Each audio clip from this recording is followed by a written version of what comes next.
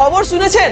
ভারত সরকার এখন ইউপিআই এর এমন কিছু নতুন নিয়ম এনেছে যা বদলে দিতে পারে আপনার প্রতিদিনের লেনদেনের পুরো নিয়ম। এখন থেকে যদি আপনার ব্যাংকে লিংক করা মোবাইল নাম্বার 90 দিন ধরে ব্যবহার না হয়, তাহলে আপনার ইউপিআই অ্যাকাউন্টই বন্ধ হয়ে যেতে পারে। এনপিসিআই নতুন নির্দেশে এখন দিনে সীমিতবার ব্যালেন্স চেক করতে পারবেন, আর বড় লেনদেনের সীমা বেড়ে গেছে 5 লক্ষ টাকা পর্যন্ত।